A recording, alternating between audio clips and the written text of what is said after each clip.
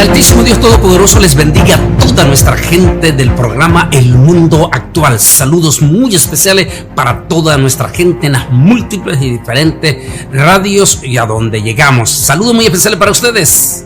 Al César lo que es del César y a Dios lo que es de Dios. Este es el tema que quiero tocar con ustedes, pero antes leamos la bendita palabra del Señor. Y acechándolo enviaron espía que simularan ser justos a fin de sorprenderlo en alguna palabra para entregarlo al poder y autoridad del gobernador. Le preguntaron diciendo: Maestro, sabemos que dices y enseñas realmente y que no haces acepción de persona, sino que enseñas el camino de Dios con verdad. ¿Nos es lícito dar tributo al César o no? Pero él, comprendiendo la malicia de ellos, les dijo: ¿por qué me tentáis? Mostradme la moneda. ¿De quién es la imagen y la inscripción? Respondiendo dijeron: de César. Entonces les dijo: pues dad al César lo que es del César y a Dios lo que es de Dios. Y no pudieron sorprenderle en palabra alguna delante del pueblo, sino que maravillados de su respuesta, se callaron. Lucas capítulo 20 al 26. Quiero tocar este tema importantísimo este 7 de febrero, porque el pasado 4, es decir, este domingo que pasó, el mundo político estuvo a la expectativa de una elección interesantísima de un país muy pequeño, el más pequeño de los países pequeños de Centroamérica. Estoy hablando de la República del Salvador, con solo 20,000 kilómetros cuadrados. Ese pequeño país estuvo en la mira de todo el planeta Tierra. ¿Y por qué? Por este extraordinario personaje del Salvador, del cual vamos a hacer un análisis también. Pero al mismo tiempo queremos hablar sobre este tema y al mismo tiempo unirme a esa alegría del pueblo salvadoreño en algo que vale la pena hacer un análisis. Pero lo que quiero compartir con ustedes en el programa, en este programa del Mundo Actual, es sobre: ¿debe el cristiano participar en política? Es un tema que en el 2010 presenté cuando en aquel entonces la Alianza Cristiana Ministerial, es decir, CONLAME, la Coalición Nacional de Ministros Cristianos, en aquel momento fuimos invitados al Congreso de los Estados Unidos, allí en Washington, D.C. A su servidor se le permitió hacer la exposición en ese salón en el Congreso sobre la participación del cristiano en la política. E hice una presentación solo en 10 minutos, tenía 10 minutos para hacerlo. Hice la presentación de lo que significaba la política y lo que significa para el cristiano también. Si nosotros nos vamos a la parte extrema, diríamos que condenaríamos definitivamente al cristiano participar en política. Pero hay un problema en todo esto. Eso no se ajusta a la realidad y estaríamos cayendo en el papel precisamente de estos fariseos. Ahora, es muy importante que sepamos que una cosa es ser simpatizante político, en el cual es parte de lo que se llama en todos los países del derecho de todo ciudadano. Recuerde que no importa de qué país eres tú, si eres salvadoreño, hondureño, guatemalteco o estadounidense, ¿cómo? Tienes tu vida como cristiano, pero también tienes tu vida como ciudadano. Y como ciudadano, pues tienes el derecho de participar en lo que se conoce popularmente como la democracia de tu país, en la participación de los poderes. Recuerde que la palabra del Señor dice que nadie es puesto en el poder si no viene con la decisión de arriba. Así es que, como cristianos, nosotros sabemos que vamos a tener siempre simpatía y no estamos en contra de eso. De hecho, es muy importante, dije en aquel entonces en el Congreso, que sepamos nosotros los líderes, los predicadores, los pastores, saber valorar esta situación.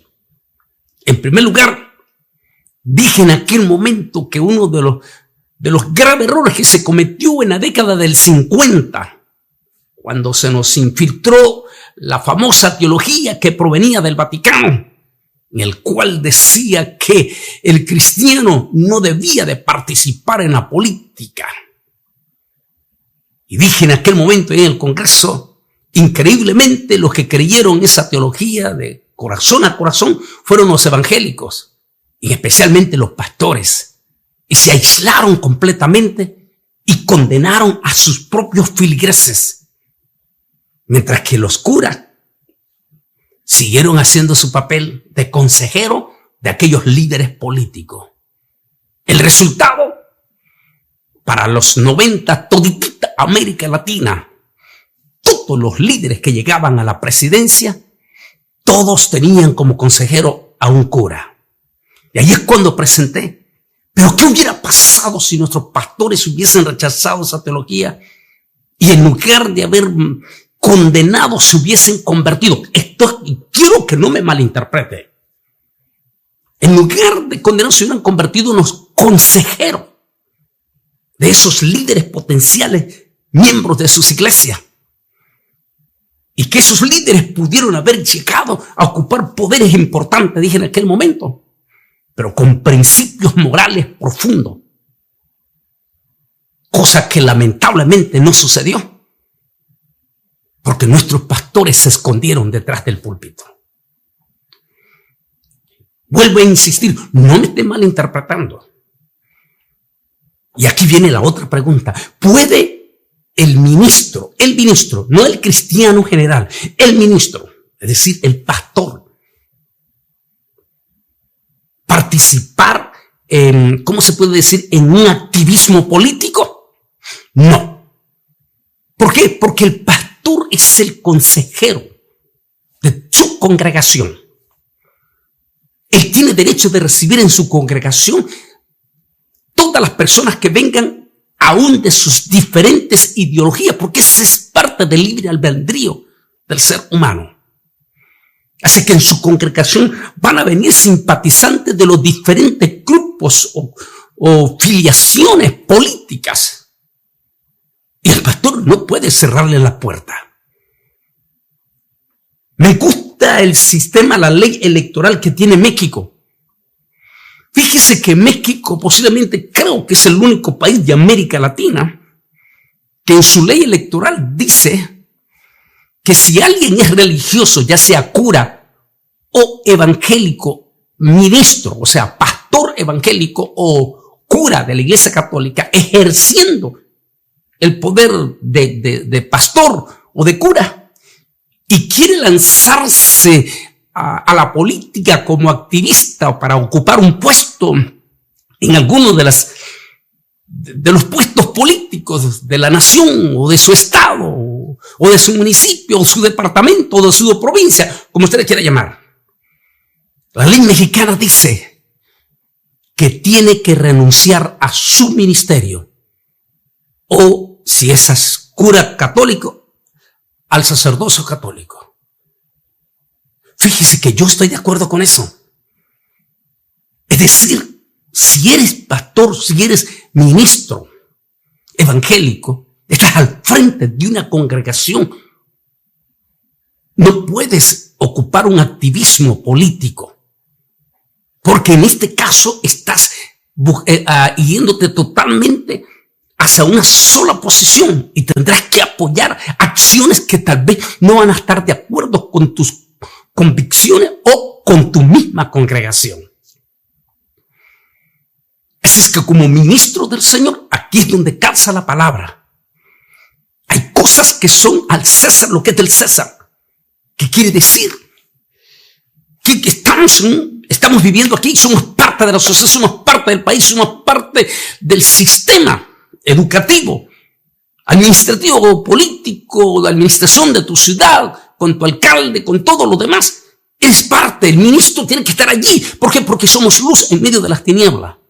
Tiene que estar allí, pero no para ser un activista, sino para ser el hombre que está llevando el consejo. El ministro que está allí para dar una palabra. El ministro que está allí para orar. Es exactamente, esa es la parte que se viene a Dios, lo que es de Dios. Ahora, si nosotros tomamos la posición, como dije al momento, de condenar directamente a nuestra membresía, porque algunos de ellos simpatizan con otra ideología política que no es la mía, entonces estamos cayendo en un grandísimo problema. Porque estamos cayendo en el principio de un activismo. Y eso no puede ser. En aquel momento yo dije, imagínense si desde el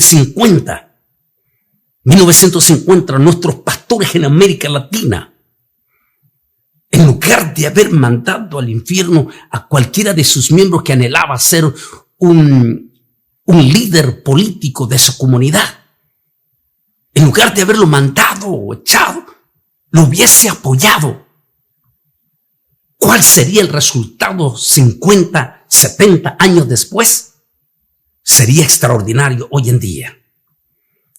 Pero lamentablemente, vuelvo a insistir, nuestro liderazgo se escondió detrás de los púlpitos y no fue ese consejero de esos potenciales miembros que tuvimos allá, universitarios, educados, pero que lamentablemente no tuvieron el apoyo. ¿Y por qué estoy hablando esto? Porque hoy en este momento tenemos un testimonio extraordinario. Hay cosas combinadas ahí que tenemos que ser realistas. Y que si el Altísimo Dios Todopoderoso lo permite y estén pendientes de la comunidad salvadoreña, vamos a tener a una de las personalidades del gabinete del presidente Nayib Bukele en nuestro programa El Mundo Actual. Quien nos va a hablar es una de las personas importantísimas ahí en la casa presidencial. ¿Y por qué es importante tocar esto? Porque este personaje, este hombre que es el hombre que ha estado en toda la noticia este 4 de febrero, estoy hablando del presidente Nayib Bukele, como el que se acaparó toda la atención del mundo, él, por el éxito rotundo y extraordinario que ha tenido sobre su pequeño país, que cuando él llegó a la gobernabilidad de su país, era considerado como el país más violento de todo el hemisferio, con una estadística de muerte por día de cada 100 personas, una estadística que era escalofriante. La violencia era tan extrema en este país del Salvador que habían en la propia capital barrios o ciudades, como usted le quiera llamar, aledañas a la capital, donde ni la propia policía podía entrar, donde los propios salvadoreños que iban a visitar su tierra natal tenían que encerrarse y no salir de la casa de su familiar porque tenían terror y miedo ante el descomunal control de la criminalidad en este país. Hay algo muy interesante en todo esto. Es muy importante, la justicia de Dios.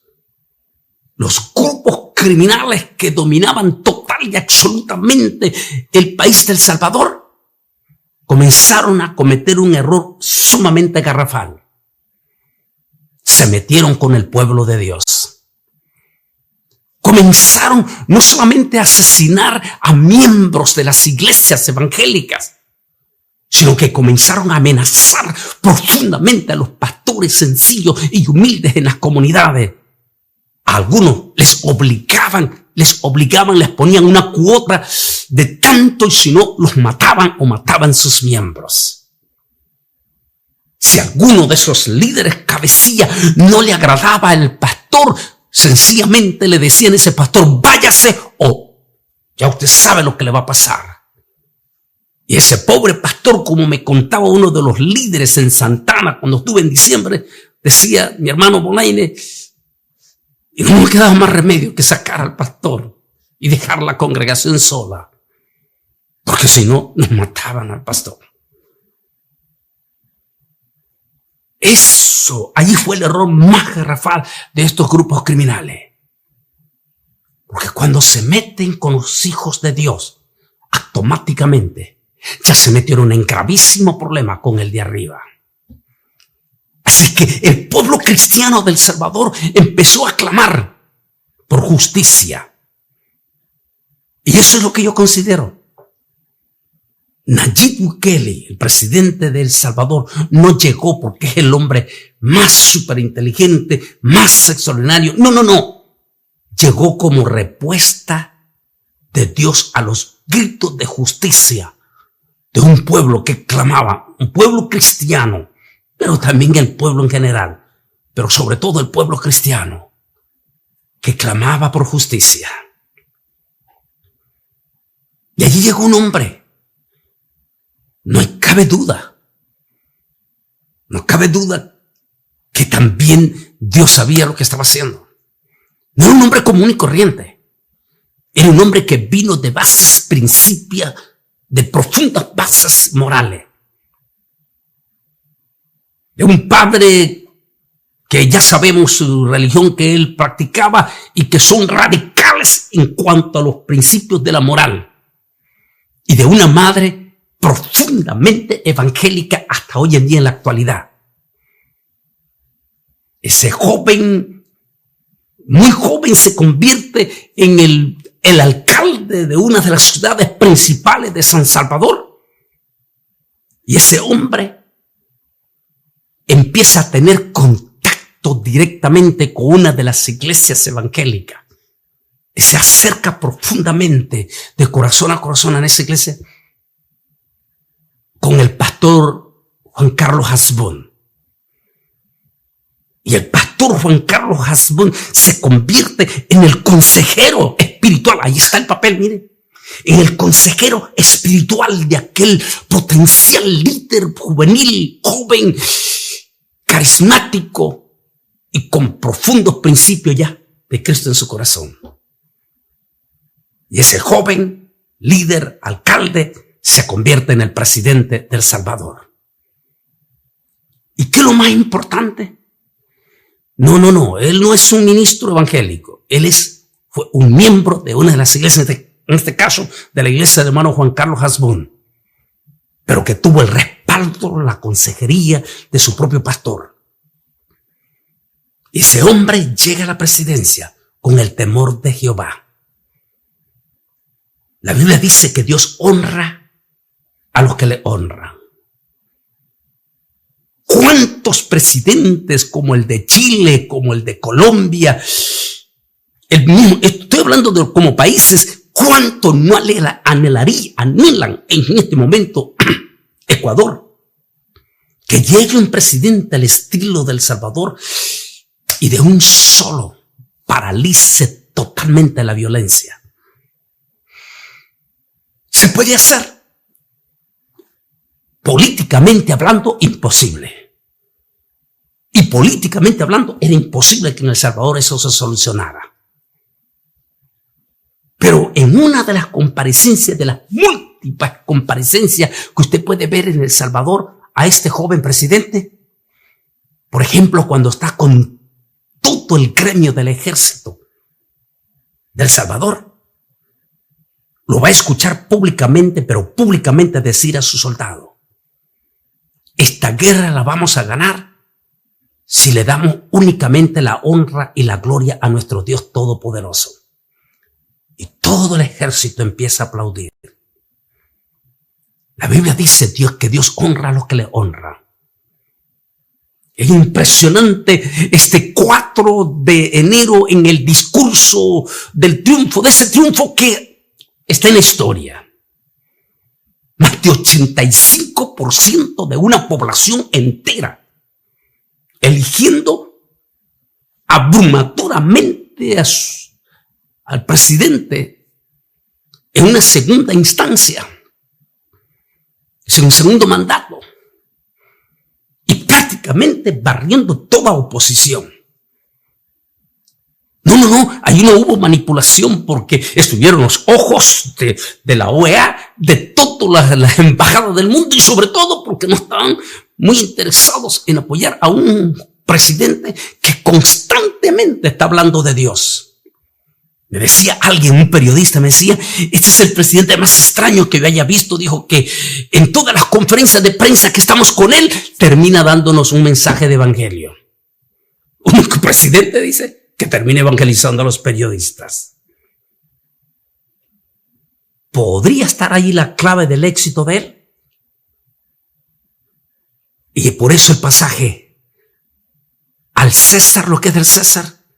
Hay cosas que son completamente políticas que se tienen que hacer, pero hay cosas en las cuales se le tiene que dar la honra y la gloria a Dios. Esa fue la palabra contundente de Jesús. Al César lo que es del César. O sea, lo que se tiene que hacer. Igual nosotros cristianos, como ciudadanos de cualquiera de nuestros países, y si estamos en Estados Unidos como ciudadanos norteamericanos, nosotros como ciudadanos tenemos el derecho y la obligación de participar en nuestros actos cívicos como ciudadanos, pero hasta donde la ley espiritual nos permite. Es decir, cuando ya se trata de activismo, no podemos ser activistas, y mucho menos si eres pastor o ministro evangélico. Pero eso no te quita el tener tu afiliación cívica. Es por eso que cada pastor y ministro debe de respetar en su congregación a toda su membresía con sus afiliaciones políticas, aunque no sea la que a él le guste. Ese es el derecho cívico como ciudadano. Ahora, el cristiano como ciudadano tiene su derecho cívico y lo puede hacer sin dejar por fuera lo que pertenece a Dios. Y una de esas cosas es siempre darle la honra y la gloria al Altísimo Dios Todopoderoso. Fíjese que no era casualidad que en estos años atrás de este presidente Bukele, siempre, como esa vez, estoy expresando esa vez que miré en uno de los videos donde está con todo el ejército del Salvador, y donde él termina diciendo: esto lo vamos a ganar únicamente si la honra y la gloria se la damos al Señor. De hecho, es interesante porque todas las críticas del mundo hacen que este es el único presidente que siempre, en todo, al final, está hablando de Dios. Y al final, como sucedió en su discurso este 4 de febrero, ante esa multitud, allí en el palacio. Y allí en esa multitud, al César lo que es del César, Dios habló de sus logros, de su triunfo. Está bien, eso es lo del César, lo que es del César. Pero finalmente también termina dando a Dios lo que es de Dios. Y termina aquel exuberante, aquel fuerte discurso. Dos cosas que, espérese a la personalidad que vamos a tener en el mundo actual el próximo 8 de febrero. 8 sería, no 8, sino el próximo 14 de febrero. 14 de febrero. Espérese ese día, esa personalidad que vamos a tener allí. De cómo va a hablar, de cómo este presidente, no solamente en la vida pública, habla públicamente de Jesús o de Dios, del Altísimo. No se avergüence de hablar de Jesucristo, de su... Lógicamente, que él es el presidente de toditito los salvadoreños. Él le puede decir públicamente, yo soy evangélico, pero no lo puede hacer porque al César lo que es de César. Por un lado es el presidente de todos salvadoreños, que son católicos, evangélicos, de todas las otras religiones. Pero en su vida privada, y así lo muestra, en sus discursos no se avergüenza de hablar de Jesús, no se avergüenza de darle la honra y la gloria al Rey de Reyes y Señor de Señores. Ahí está la clave. Al César, lo que es del César. Y a Dios, lo que es de Dios. ¿Podría llamarse eso humildad también en el corazón? Yo digo que sí. Porque a pesar del rotundo éxito y popularidad que tiene este personaje del Salvador, nunca lo vemos a él enalteciéndose a él, sino todo lo contrario, como terminó el 4 su discurso. La gloria sea para nuestro Dios y Dios les bendiga. ¿Cuánta lección deberían de aprender nuestros pastores que se les ha subido los humos a la cabeza con el presidente Bukele? Decía uno de los amigos míos pastores en el Valle de Río Grande, Texas. Dice, estaba en un hotel y estaba uno de los pastores de aquí, de donde yo vivo, en el área del Valle. Lo saludé y aquel pastor bien soberbio, porque es pastor de una iglesia grande, vecino de Harlingen, y él le dijo, usted es el pastor del pueblo tal. Y él dijo, sí, ese pueblo me pertenece a mí. Santo Dios. Eso se llama soberbia. Aquí no le está dando la gloria a Dios. Y esa es la lección que nos deja este presidente de los salvadoreños. Él podría exaltarse a él mismo, pero no. Él termina dándole la gloria al Altísimo Dios Todopoderoso. Y repito las palabras, Dios honra a los que le honran. Ningún país en Latinoamérica ha podido lograr lo que este presidente ha logrado en cuanto a la peligrosidad, a la criminalidad y al desorden del país. Qué bendición, ¿verdad? Definitivamente es una bendición. Termino de nuevo con las palabras. Las palabras de Jesús a aquellos fariseos hipócritas. Al César lo que es del César y a Dios lo que siempre será del Señor. Dios bendiga a los salvadoreños y Dios bendiga a su presidente y que le siga dando la honra y la gloria a Dios. En el nombre de Cristo Jesús nuestro Señor, que el Altísimo Dios Todopoderoso me les bendiga a cada uno de los oyentes del programa El Mundo Actual y espere el 14 con esa personalidad que tenemos del gabinete del presidente Bukele y en algún momento va a intervenir su propio pastor. Espérelo, que el Altísimo Dios Todopoderoso me les bendiga.